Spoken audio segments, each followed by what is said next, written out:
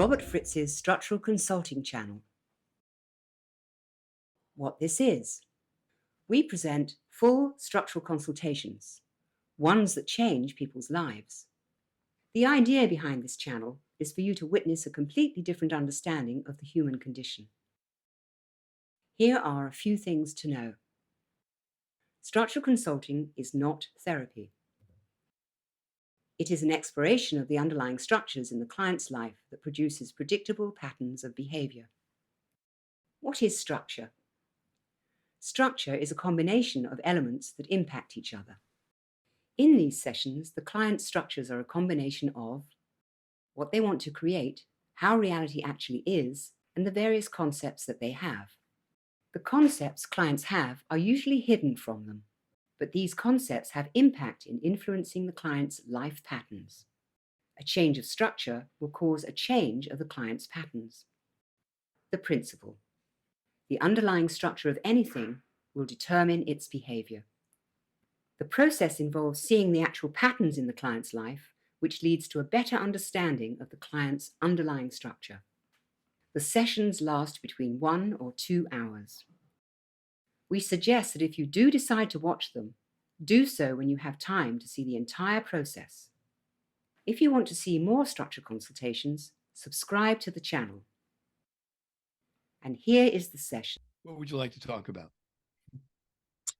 Yeah, I would like to have a look at what's going on behind the scenes with me a little. I'm experiencing, particularly in business, some aspect of personal relationships, a very defiant no when I try to take a step towards something. It's become increasingly difficult to have any sense of spaciousness, to make a move, and I'm finding I have to be very stealthy in my approach. Yeah. It's very, very new to me. Do you mean that generally people say no to you when you want to collaborate with them or ask them things? No, actually, it's not coming from them. It's coming from me. Why are you hesitant then?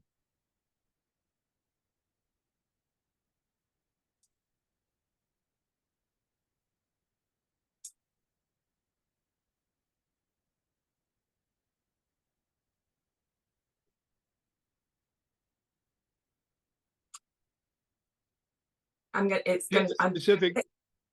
you have a specific example that we can sort of analyze and see what you were thinking at that point? Yeah, okay. Sure. I have been invited to be a speaker at a conference, which I put myself up. I chose it, right? Right. I forgot about it. They have come back to me and said, we would like you. I immediately had a no. I didn't want to do it. So I said, something's going on here. I think you're running some old thing. Did you really want to do it, but didn't want to do it? Or did you really not want to do it? Do you know what I mean by that question, right? Yes. Okay. I felt like I was just I felt like it was an initial reaction in defense, but it wasn't a true resist. It wasn't a true no. I think there was a real desire to do that or to try it. That's why, didn't you apply in the first place or say yes in the first place? Yes. Okay. So you really wanted to do it, but when they said, can you come, you had this reaction. And what was the reaction about, you know? I mean, what were you reacting to?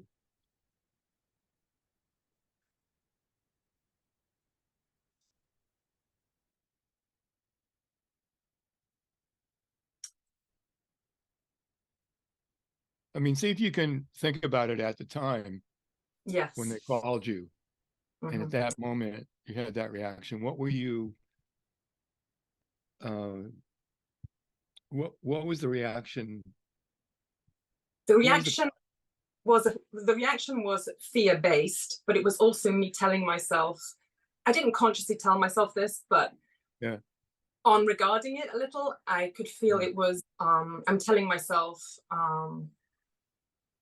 no, you mustn't do this. I came up with all the logistical reasons why I shouldn't do it. I came up with a lot of excuses. Okay, but that was all to explain the fear, though, right? Yes, and that's how I kind of stepped out of the fear to then re-engage with it a little. What were you afraid of? I mean, fear is to say, fear has a subject matter. Yes. You know, I mean, you don't have fear of nothing. You have fear of something. So you may or may not be aware of what it was, but let's try to figure out what it actually was that you were afraid of. Visibility. No, the thing we're talking about is you speaking at a conference. Yes. Okay. I think it's about being visible. I Uh-huh. want to be visible, but I'm afraid to be visible. Why?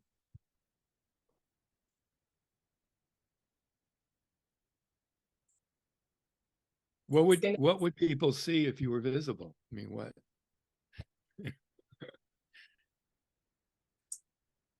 You know, I don't think it's what they would see. It's what I perceive as a dangerous situation to be. It feels like danger. Okay, what's the danger? What's the risk? What's the actual threat? As you imagine it.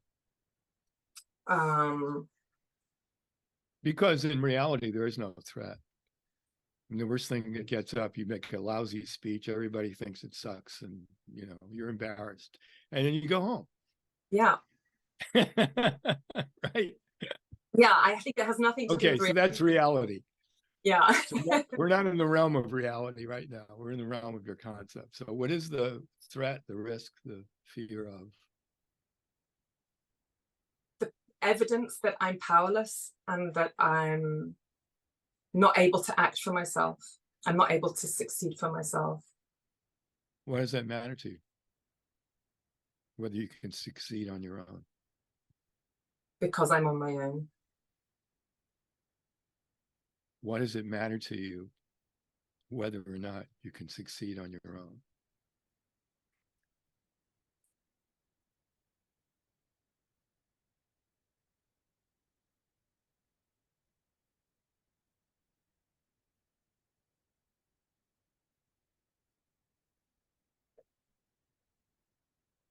I think, just trying to be honest, I have a few things coming up, but I don't think it's those things. Okay, let's hear.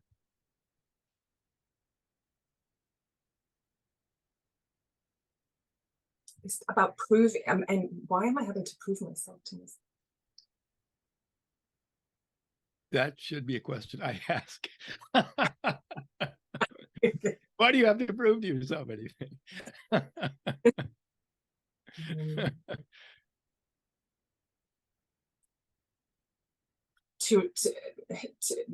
To rewrite the times when I wasn't able to rewrite history. Why do you need to do that since it's over? Yep, very good point. Very good point. It's a question, it's not a point. I suppose I tell myself that, though. That's the past. That's done.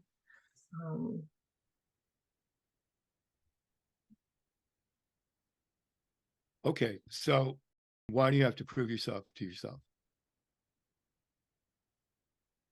Because I have so much evidence that shows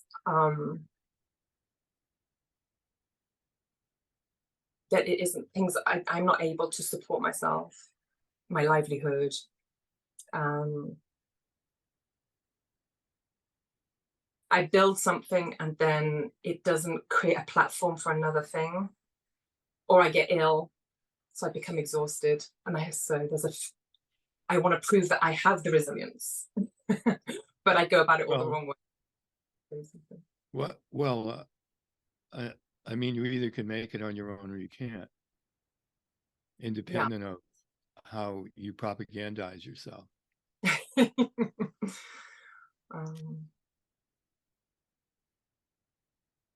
It doesn't really make sense to me now. You're asking the question, like, Well, in reality, it doesn't make sense.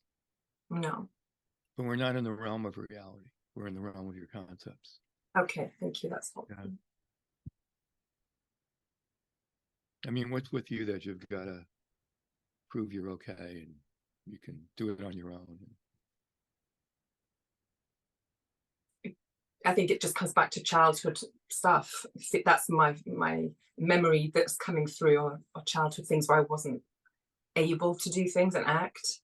Sure, because you were a kid. Yeah.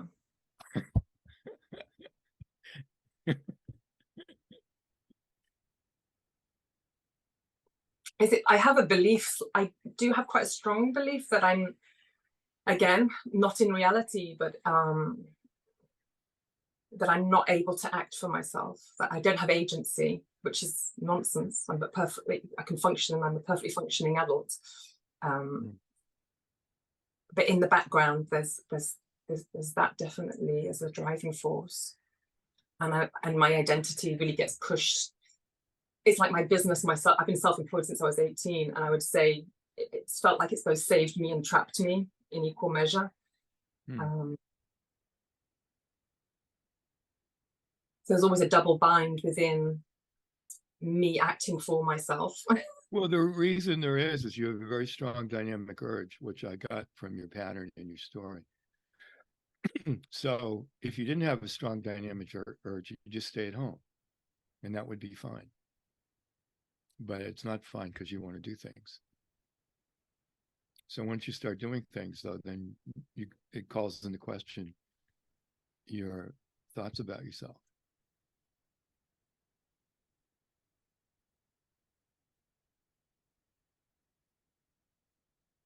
I don't have them when I just thinking of an example of, I can make a pottery bowl. I don't have any problem with it. I can complete the whole process, but complete a project that I've put some emphasis on, but not consciously put emphasis on, but just going to do this conference. I will not take action for myself. What's the difference? Look, what's the difference between making a pottery piece and speaking at a conference to you? You know, make the contrast. Make the contrast for me. Yeah, it's a skill. I'm enjoying it. I feel I'm just in the enjoyment of my hands in the clay. It's got nothing to do with who I am and whether I achieve anything or. Okay. And the other does, therefore. It seems to, yes. Well, does it or not? Yes. Okay.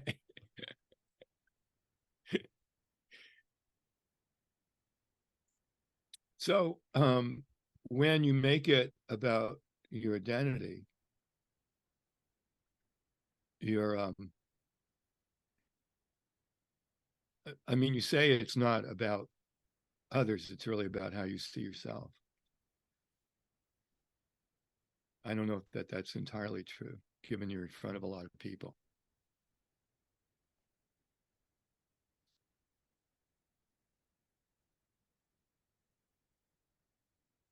I enjoy speaking to people, and in some ways, in a crowd, I quite like an audience. Yeah. I do like that. I think that's quite an honest. That's your dynamic urge. That's you. Yes. In reality.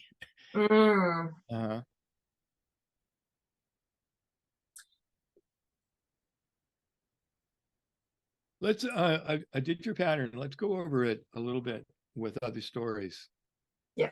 Where you set out for something, and in your pattern, you don't seem to really actually get it and fully get it, and then have reversals. So let me just check on that, because I may have the pattern wrong. So can you think of another story where you set out for something and et cetera, et cetera? Yeah. Okay. You had a desire? Yes. You did some research? Yes. You got some advice? Yeah. You overcame obstacles? Yep. You got sort of a first draft? Yeah, many drafts. Okay. You applied for some kind of collaboration. That was already in, but yes, that was from the start on this one. After you explored it, or they explored it, and then found it was too complicated or too complex.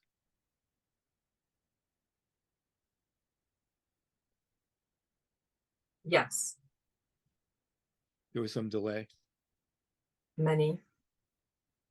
You tried again with a new approach. Yes. It didn't work, No. and then you quit or gave up, or it fizzled out. Yes. Okay. Let's do another one. Okay. Do you have a different story? Yes. Desire? Yes. Did some research? Yes. Got advice?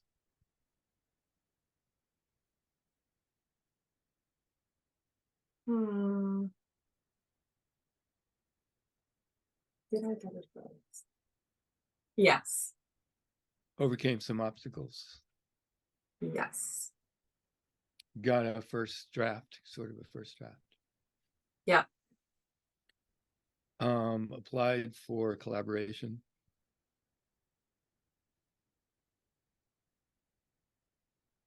Again, that came in sooner.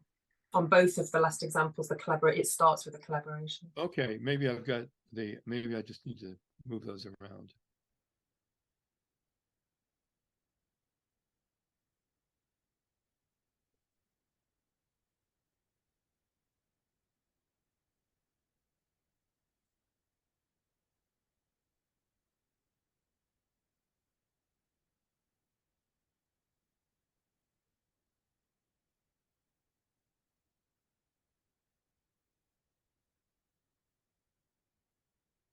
Okay, then you explored it further, Yes. found it was too complex, too complicated. Yes. And then there was some kind of delay. Yes. And then you tried again with a new approach. Yeah. And that didn't work. And in this case, the other person decided it didn't work.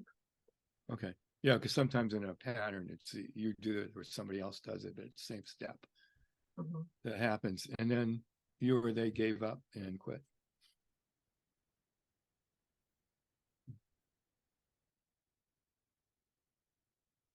Yes. Okay.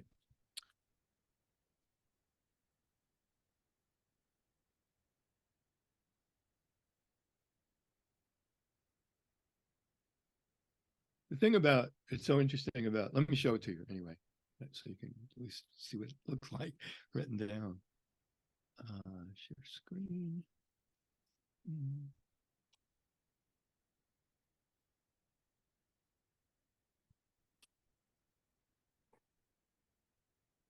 Okay, so you have a desire. This is interesting. This part, research, get advice. At that point, you're really looking for help. You're trying to up your chances of success, which does reinforce that notion of you on your own, aren't able to do it. There's nothing wrong with researching and getting advice. And I think in your case, though, it's a preemptive strike against what you actually think of yourself. Now, it's interesting because in your pattern, there's this step of obstacles that you then have to overcome. And then there's this other step later about it being too complex. And those are just characteristics. Those are just things to notice in the pattern.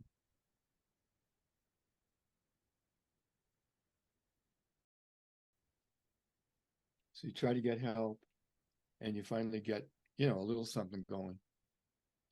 And then as it turns out, it's too complex. And that leads to a delay, which doesn't stop you. It just means that you try again and take two, you know, try with a different approach, which unfortunately doesn't work in the pattern, and you give up, or they give up. Gosh, it looks so exhausting. I now know why it feels so exhausting. Yeah.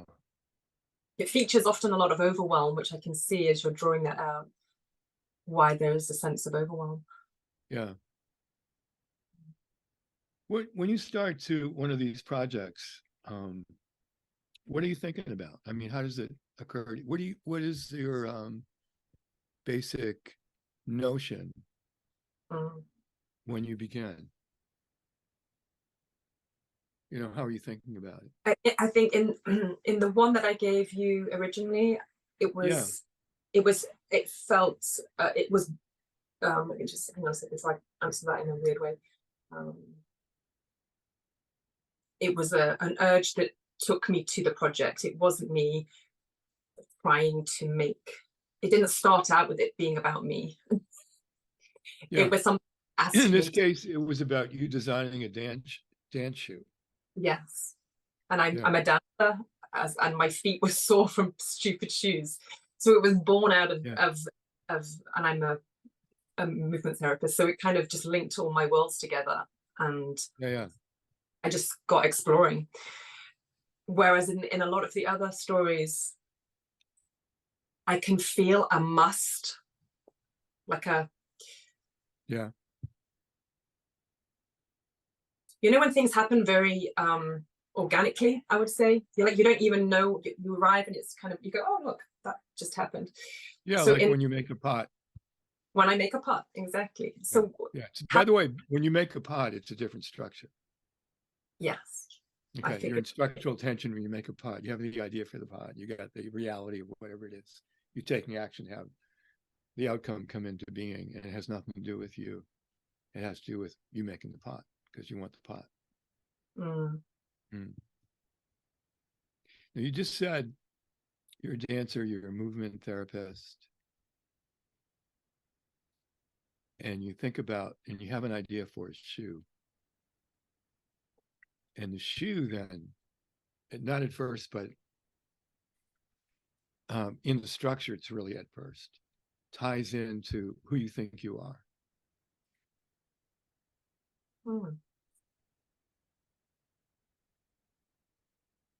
For example, if I took away you're a dancer and movement therapist and you had an idea for a dance shoe, you'd be so removed from it from a identity point of view. It would just, you have this idea, you know, maybe it'll work, maybe it won't work, you know, it's just who are you, you know, it's not tied in to the things that you think are defining you.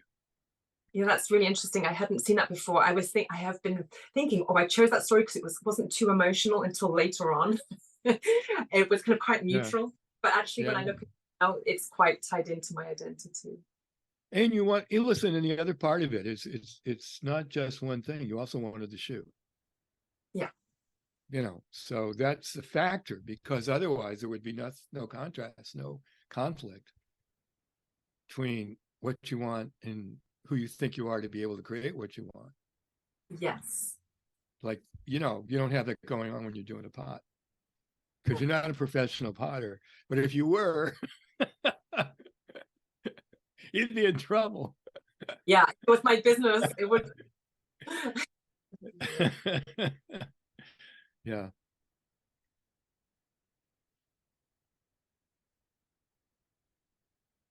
So how come you've... Sorry, go ahead. Well, I mean, obviously, generally, you feel powerless, not in control, unable, weak. And those are unacceptable to you. Yes. So what's wrong with being powerless and weak?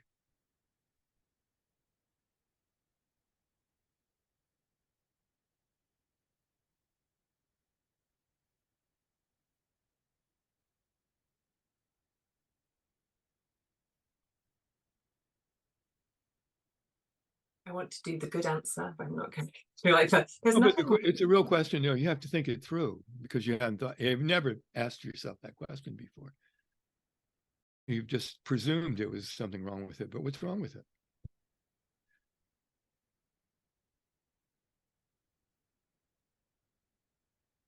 For example, if you know somebody, if you know somebody in your life who's actually powerless and weak, do you criticize them for being powerless or weak, or you just think, well, that's their situation?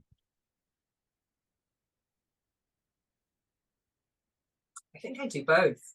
I think I'm both. I can be kind and compassionate, and with people, maybe where I want something from them, maybe I'm less compassionate. Actually, I'm more asking of them to be more. I'm not talking about people you're involved with. I'm just people you know. Somebody, you're in a restaurant, somebody comes in a wheelchair. They can't walk. Oh, sure. Do you think, they should be able to walk? How come they can't walk? God damn it. Get up and walk. I mean, it's acceptable to you that they're in the condition they're in, and you don't have criticism about it. Yeah. And I have criticism.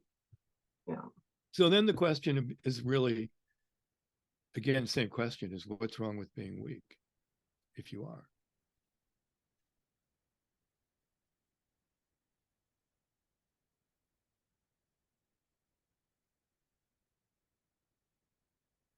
I won't be able to protect myself. Really? If I'm weak? Yeah. I'll have to, yeah. What will happen if you can't protect yourself?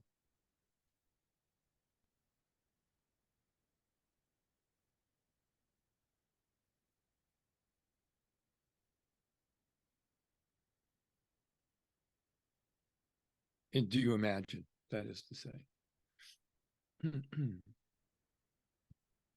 I think actually more than protect, it's I'll have to do everything the way everyone else wants.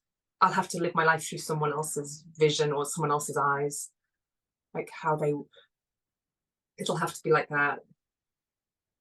I'll have to be the follower. You mean you're afraid of being controlled by others? Yes. Mm-hmm.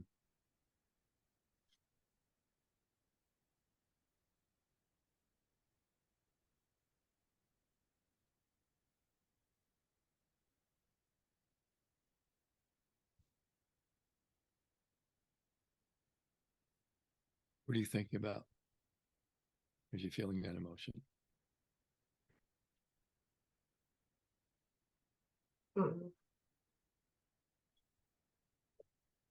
That feels the big MO in my life to Yeah. No, I'm sure it is, because you must think that the world is dangerous and you've got to avoid the threat of what could happen if you're not in control.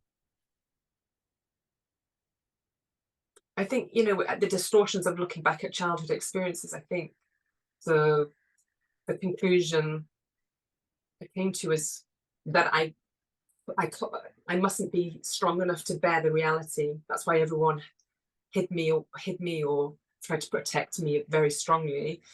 In a way, by not bearing witness to the realities, I sort of couldn't make sense of it. So it was all smoke and mirrors. So are you saying that your parents were overly protective? And my mum was, yeah, and my sister, my elder sister. Yeah. I got into a very early relationship, and then it became, again, not a very controlling situation. So did you rebel at that point? Or did you acquiesce? It's almost like you have one of two choices. You can either go along with the party line, or you can protest. Basically, that's how it'd go. I'd toe the line for safety, but there was a lot of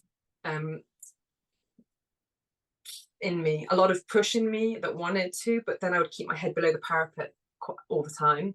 And then when I would try to stay safe. To stay safe, and when I would override it and just it would end up making the situation way worse. Then I would back off again. And then eventually usually when it came to I would retreat and withdraw, get very quiet, make myself invisible. And that's how I'd have safety. Right. And that's where my work saved me, really. Myself and having my own, being my own person in my own world felt saving grace, but it's also has this same script running through it, unfortunately. Well, it's an avoidance strategy of what you see as a threat, which is the world.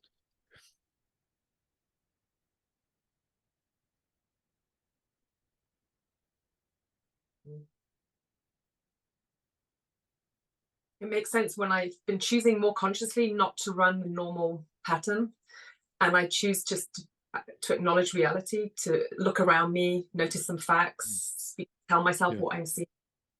It's very helpful, but initially there's like an army inside of me having an inner riot, and I'm just learning to let it run through me. You're not really learning anything. You just have a new avoidance strategy. Oh, right. Okay. Like nothing's changed. It's the same fear, but now you're trying to manage it a different way. You're trying to outsmart it. Okay. Well, is it true? I mean,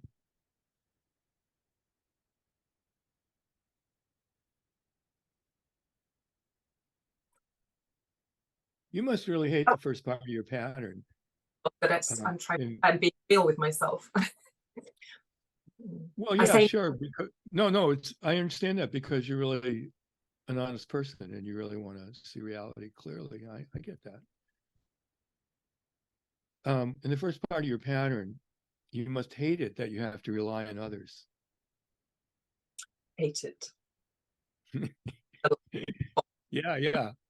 So it isn't like you're by nature a collaborator. Let's go and do something together. You could write the music, I could do the words. It's a crazy bind because I'm always seeking a partnership in one way to feel safe, like I want the protector, and then I'm fighting against it in the same breath. Yeah, no, it makes total sense. So you have, in terms of the structure, you have more than identity. You really do have freedom and control as a predominant issue in your structure. And what it is in that structure is that you think the world's a dangerous place, and that you have to protect yourself by limiting input, setting up rules and regulations, sometimes strategically acquiescing to other people or pretending to acquiesce to other people's wishes. Well, in the meantime, really trying to worm your way into good results based on your dynamic urge, your aspirations.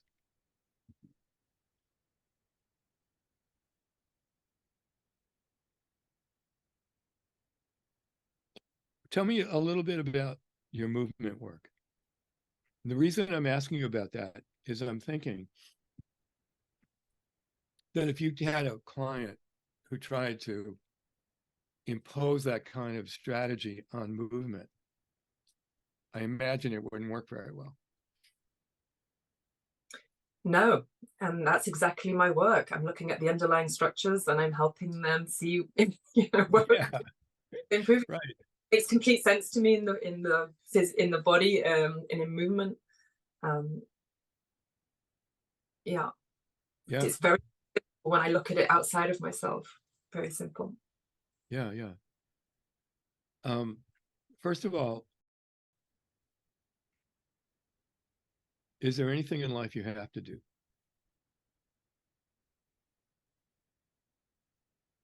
It's not the same question as are things in life you want to do, because that's clear that you do.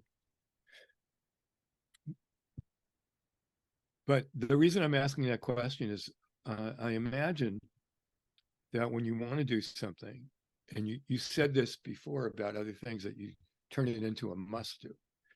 So you take what you want, and in order to manipulate yourself, you turn it into an obligation.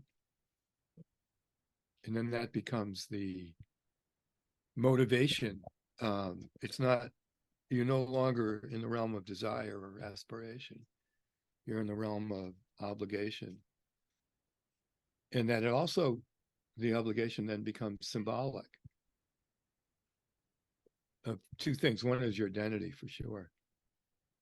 But more importantly, your assertion of power in the world, which you doubt having.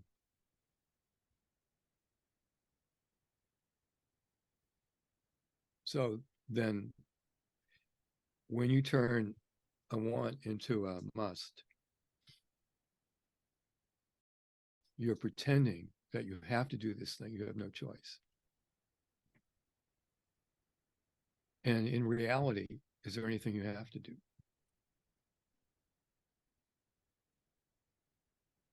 In the original sense, no. Like, You mean like in reality? I said reality, in reality. and getting caught up in paying bills and that kind of thing. But well, no, you don't have to pay bills. People don't pay their bills. You have the consequences of not paying your bills, but you know.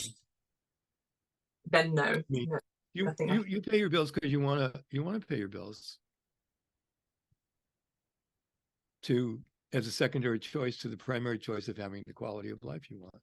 sure. Okay. Yeah. Okay. So there's nothing I have to do. okay, now look around your life and see the various things you've imposed upon yourself. How you have to be, what you have to do, what you have to accomplish.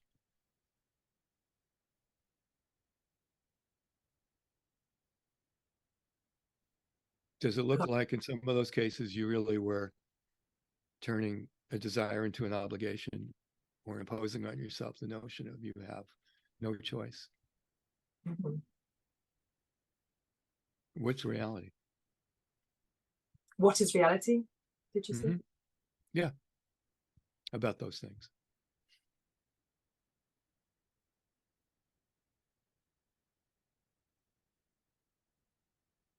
Or that I don't have to make it about. The reality is you don't have to do those things. No.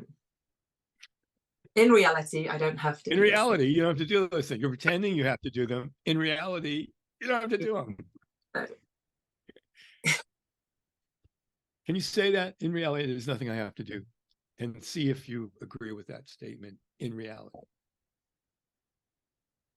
In reality, there is nothing I have to do. True or not true?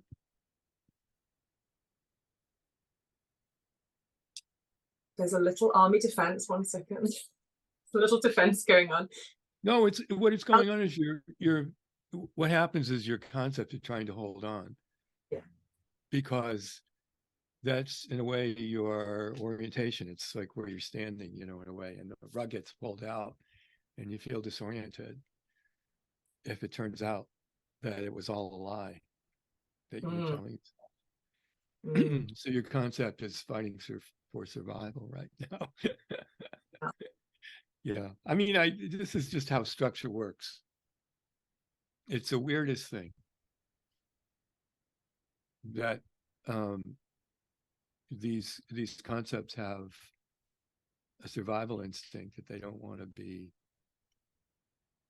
completely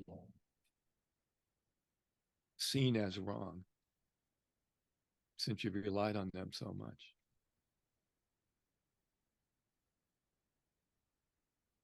So, but in reality, is there anything you actually have to do? In reality, there is nothing I have to do. Yeah, teach that to you.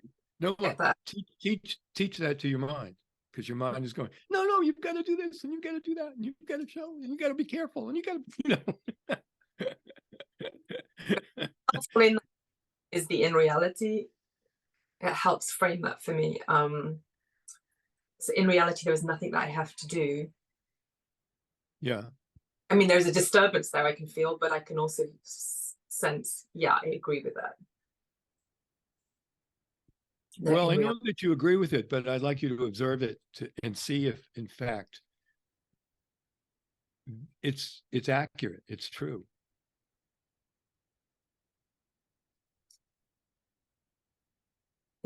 there is nothing I have to do. Well, think of something you think you have to do.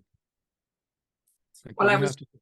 that speaking thing, and I suddenly said, yeah, but you want to Well, do I that. mean, let's take something and let's think it through and see if, in fact, you really have to do it. Let's put it to the test. No, I don't have to. No, but pick something. Oh, that I you think- did. Yeah. What? What did you pick? I picked, do I have to live with my ex? Are you living with your ex right now? Yes, not the ex I spoke about, but a different one. Okay. Yeah. And do you have to do that?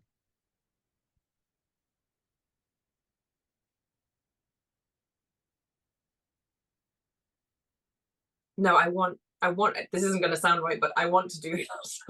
But No, not, you probably want to do it out of convenience and all kinds of logistical reasons. Yeah.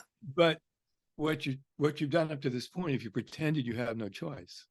yes, which makes it very heavy and burdensome and tricky. Yeah.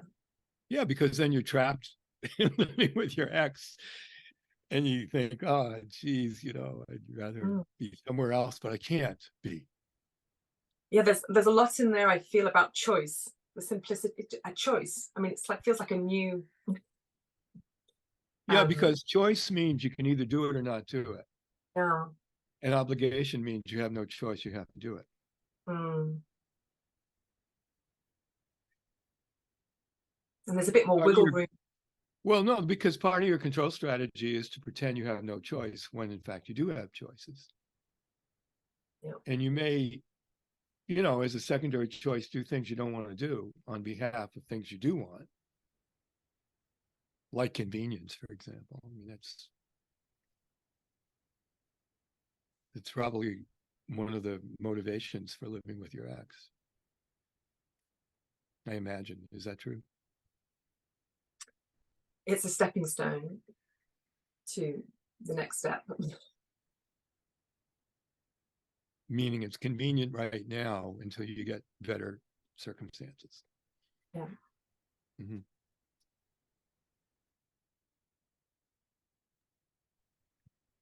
You don't have to do that. No. Say that. I don't have to live with my ex. Just say it. I don't have to live with my ex. True or not true? It's a bit of resistance there, Robert. I'm honest. I could feel a little. Look, it's either true or it's not true. And, I want you to use your honesty and look at it in light of day and see whether you think it's true or not true. The immediate thing that came up, I told myself, you can't you can't live on, you can't manage to have a place of your own. It went into, again, my not having an ability to myself in the world kind of thing. So I must stay there. That immediately came in. If I go is that true though? It may not be a place of your own. Maybe you have other roommates or something, whatever the situation is. But the question is not about a place of your own. It's about living somewhere else other than your ex's. Yeah.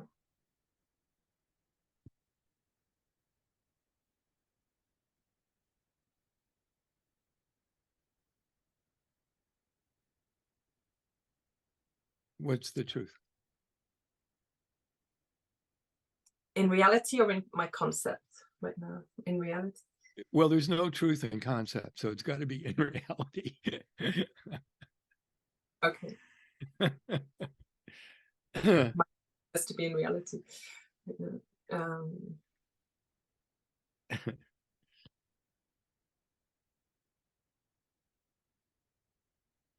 No, I don't have to live with my ex.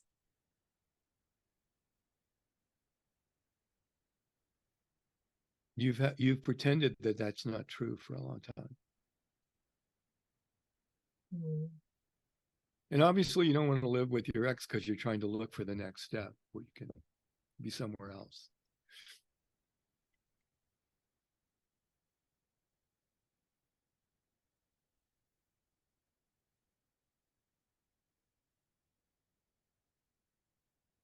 Yeah. I can feel how quick the did you call it the concept that wants to come in? So it keeps coming in, and then I have to settle a little and then come back to reality. What you have to do is see if your concept holds up to the scrutiny of reality. Okay. You don't have to fight it. You say, well, look, is it true that I have to live with my ex? Is that true or not true? I do not have to live with my ex. It's not true. Well, in a way, what you have to do is stay in reality and teach reality to your mind, who's basically giving you a version of, you poor little weak girl, you're stuck. And you have no choice.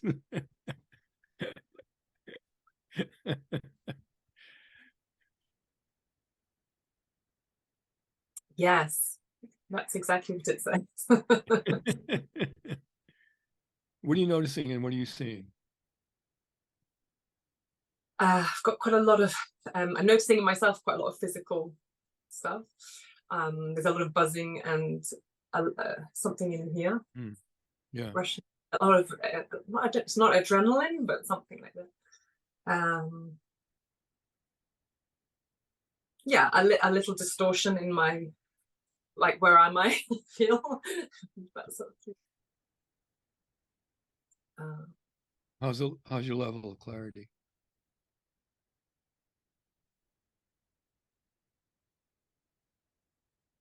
About reality? Yeah.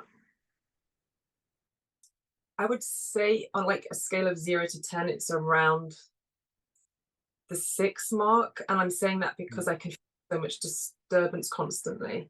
So I can feel where allowing myself to tune into reality. And it feels like that's going to be a practice to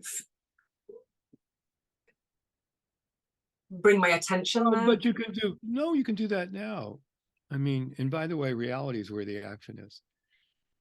Yeah, absolutely. I mean, think about making shoes, or, which is a pretty amazing thing, in terms of your dynamic urge and the other things that you're doing. In the structure you're in, you limit your creative process.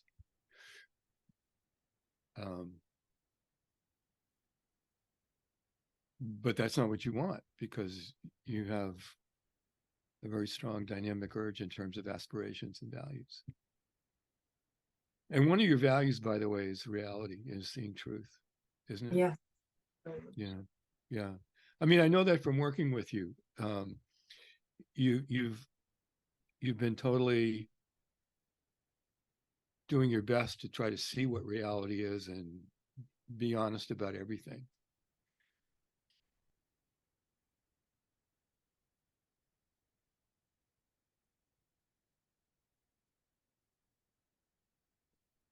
Okay, now let's talk about control for a second.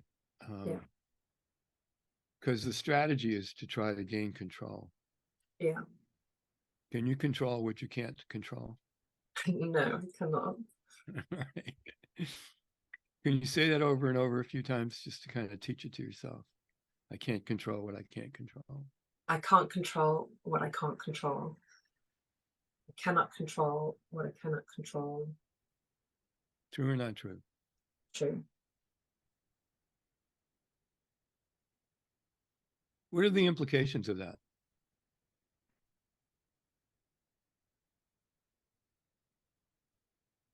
Well, actually, less effort, less stress is one. That's not the implication. That's more the consequences. Oh.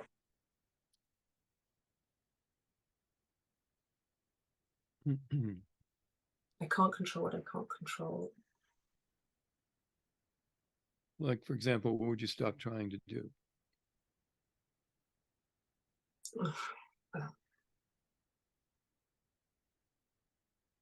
Stop trying to control reality. Yeah. I mean, there's some things you can control. Do you drive? Yeah. Okay, you can certainly control your car, and that's a good thing. Yeah.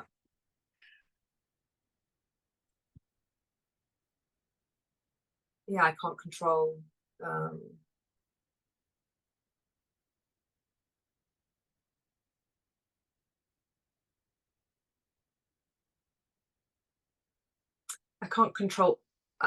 I can't control other people's desire to control as well, because I'm controlling, and if they control it. So I can't control other people to behave maybe Period. how I Period.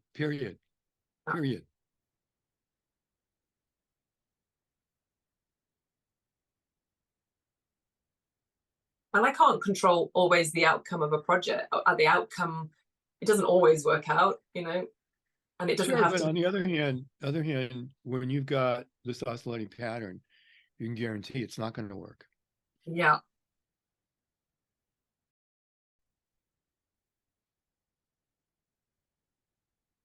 So if you make a pot, sometimes it'll work out, sometimes it won't. Mm.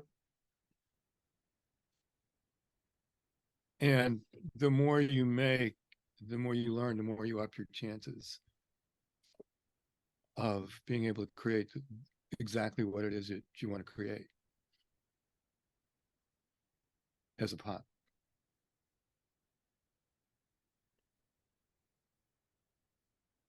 Is that true?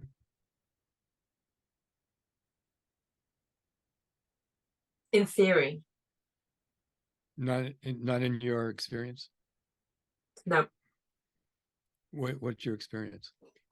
My experience is I developed many skills. I'm talking about in terms of making pottery.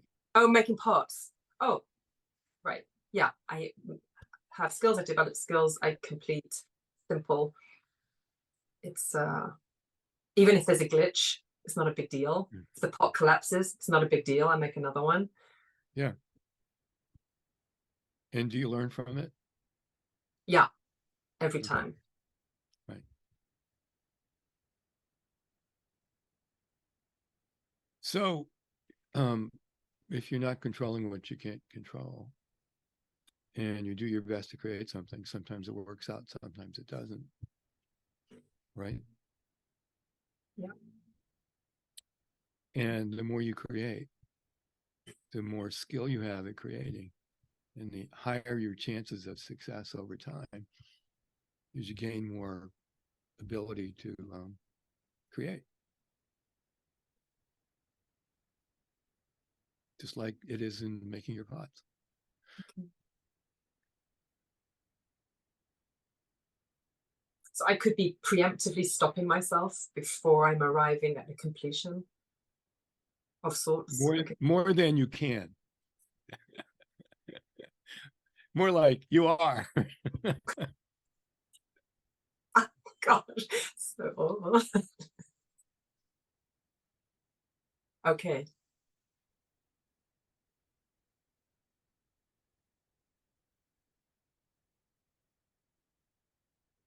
That feels true. Now I'm just sitting there. Yeah. I've already decided the outcome, and I'm running before anyone's answered the door. Well, think about this talk to the conference. That hasn't happened yet, right? Happening on Wednesday. Okay. How are you thinking about it right now? I've been in avoidance of prep. No. I don't talk about before this session. My question is, how are you thinking about that right now? Oh, right now. Thank you. Yeah. That I want to do it. Okay. And you don't have to do it, right? I don't have to do it. But you want to do it. Yeah. Are you cool with that? Yeah, I want to explore it as a potential thing. No, I'm not asking. Look, if you want to do it or not, it's not about exploring it. You either get up there and give the talk or you don't. Yeah. Yeah, I meant in a bigger thing. I'm exploring that as a thing to do. I know, but it's not symbolic. It is about creating this talk. It's not a symbol of something. It doesn't mean anything other than you got up and did a talk or you didn't get up and do a talk. Right.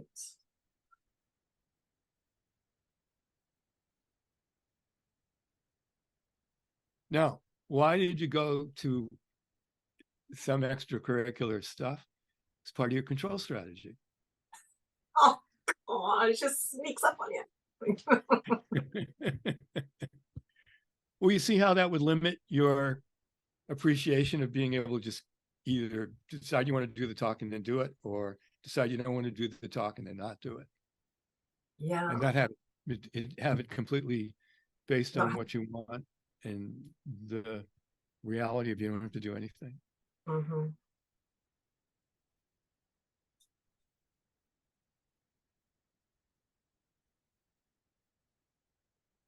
Yes. So now how are you thinking about the talk?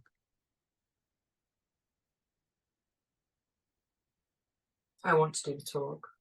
Mm-hmm.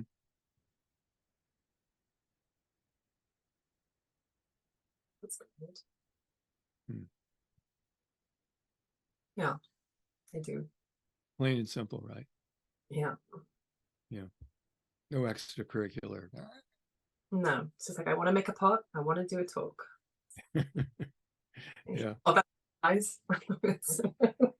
And look, the worst thing that'll happen is you really suck. Yeah. It isn't like you try to jump over mountains with a motorcycle. Yeah. The risk factor is you look like an idiot. That's the worst thing that can happen. True? Yeah. I mean, the difference between real risk assessment, real risk, and what you do is you make everything seem like it's equally dangerous. I mean, there are real risks, physical risks. I mean, you can do things that are physically challenging and risky.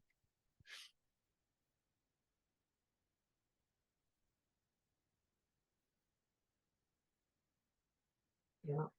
Don't really need to make a big meal out of this one. Hmm. I actually want to do it, and I've been wanting to do it for a long time, and the opportunities come, and so I'm going to do it. Yeah. Okay. And has there been any change during our conversation in terms of your relationship to doing the talk? I'm hoping the answer is yes, by the way. Well, but I think that is the difference, that I'm not feeling I was feeling I have to was featuring, even though I've been reasonably careful in how I've been taking very small steps. Well,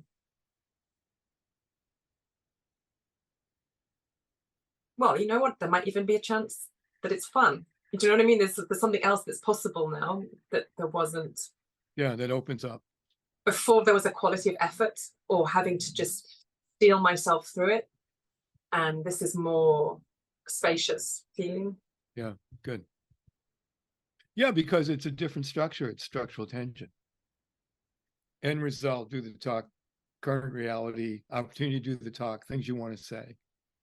There's an audience. They may want to hear what you have to say. Action steps, you organize it and show up and do the talk. Yeah. Resolution of the tension, structural tension. Yeah. Mm.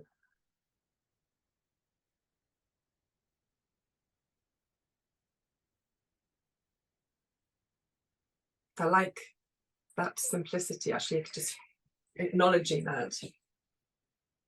Yeah, I don't know that it's simplicity. That's you trying to impose control on it. It's what it is. Yeah. It's clarity. Clarity. Okay, yeah, maybe that's a better. Yeah, and the reason why, look, I mean, your mind is going to look for things to do. Hmm.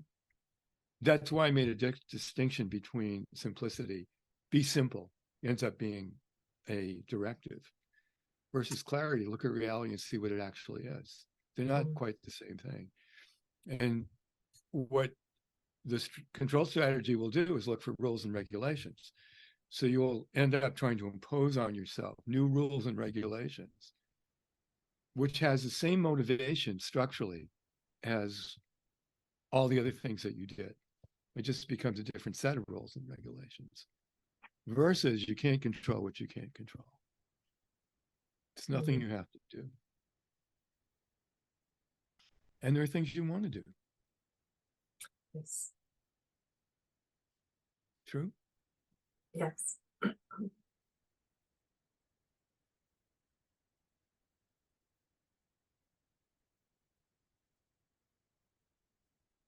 So what's going on in terms of your impression of your life now versus your impression of your life up to now?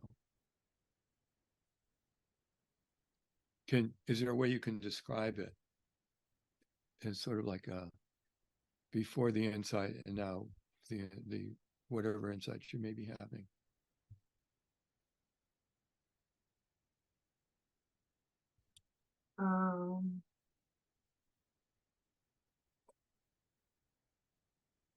I mean, definitely the awareness of it feels good to say that I want to do something, and the the tension in me when I say I have to. So that feels a big difference just right there. I think some of that, and it was quite not obvious, but once I got there, it felt obvious. Yeah. And then you drilled in a bit deeper, I think, with the control aspect.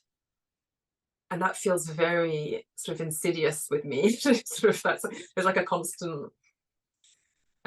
It's an automatic reaction you have, especially if the things you want are really important to you. Because symbolically, then it reinforces the concept of you're weak and the world's dangerous, and you better look out.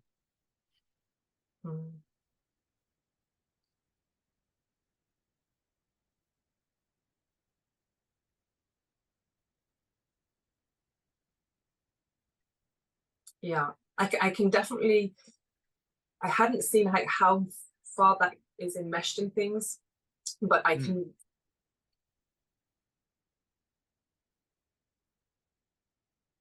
That's almost the stopping piece. Well, and there's an interesting thing about your pattern, which I noticed, which is you take on things that are too complex for you to accomplish on your own.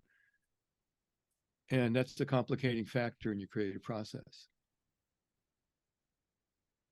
So rather than build up capacity over time, you got a chip on your shoulder to prove something. Yeah. And by complexity, I can prove to myself that I don't have the capacity. It's just like a yeah. Take this dance shoe thing. I'm not trying to change the way you thought about it or did it, but it's a very ambitious, complex thing to take an idea of a dance shoe and bring it into a manufacturing line. Unless you happen to be Nike. That's right. It's not that you shouldn't have thought about that. It's that reality was, here's the thing I want to create. And reality is that there's a lot of things that have to happen to make this work. It doesn't mean they can't happen. It just means and So for you and your pattern, though, you have to involve other people, which you don't trust. Mm. Because the world's dangerous and, they're going to screw you. Mm. So you got to be careful. Yeah. That's a very interesting one about partnership as well, just how I seek it out. Yeah. It's a threat. You seek it out based on your dynamic urge. Yeah. You see it as a threat based on your concepts. Mm. I mean, you want to collaborate. Yes. Did you dance alone or did you dance with others? Alone, really. I mean, I wasn't really professional because I got injured and things, but then I danced more socially. Argentine tango as a social dance, which I'm dancing with a partner, and I discovered my pattern within that as well. It was kind of interesting, but excuse me for laughing. Last tango in Structureville.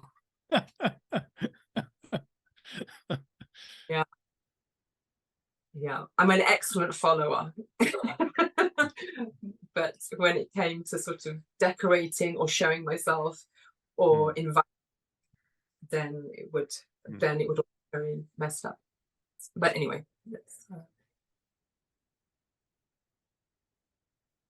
okay. Tell me what you now know. I know that I can't control what I can't control.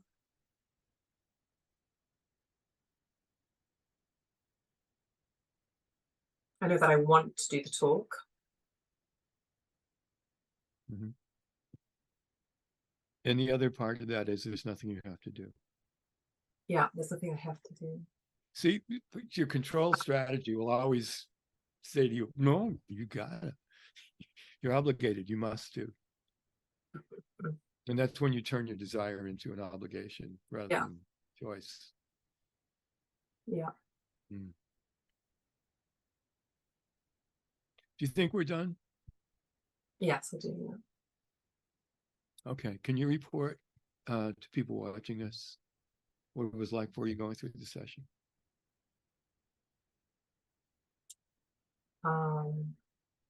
Well, leading up to the session, I was very like, oh my goodness, do I know what I'm asking? I was preempting the whole thing, overthinking quite a lot. And then it seemed to go not where I expected it to go. I don't know, my expectation that it would be about something. There were times when I definitely felt, and I still feel it a little bit now, a bit fudgy in my, like I feel a little unfamiliar. Well, disoriented is the nature of the beast, because the things that you were standing on are no longer in reality. They're no longer there. So it's common to feel disoriented. How about your level of freedom? Do you feel more free or freer or free?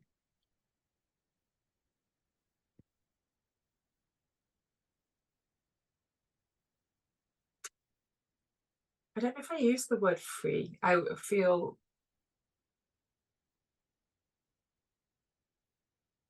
oh, well, yeah, maybe I do actually. I feel less trapped. Let me see, what's another word for less trapped?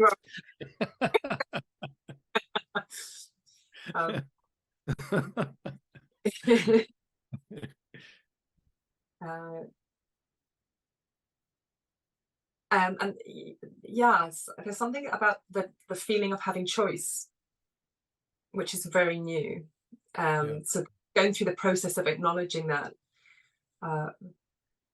No, you're going through the process of acknowledging that as control strategy.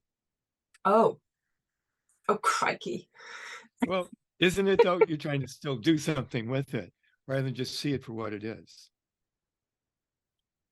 And yet it feels like I would need to practice. I need to practice. So is that also a control strategy? Like I need to practice seeing the reality? Yeah.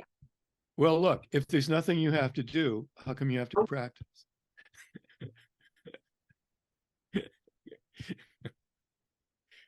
Well,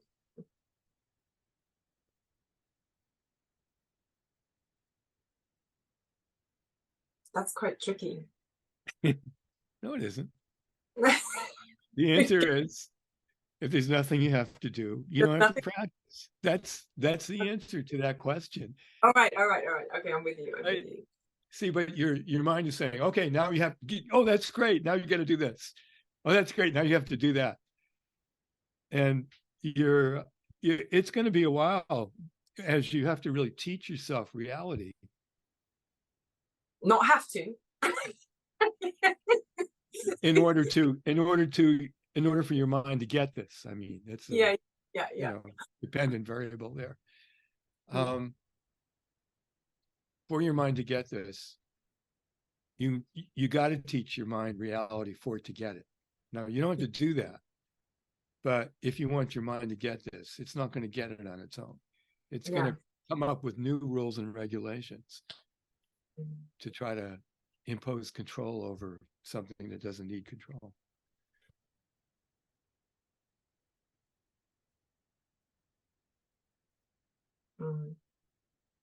Yes, and I can feel the questions like, how am I going to do this without you reminding me every 5 seconds? So I can write it down. Just come back to what I want. I did that. I'm in strategy already.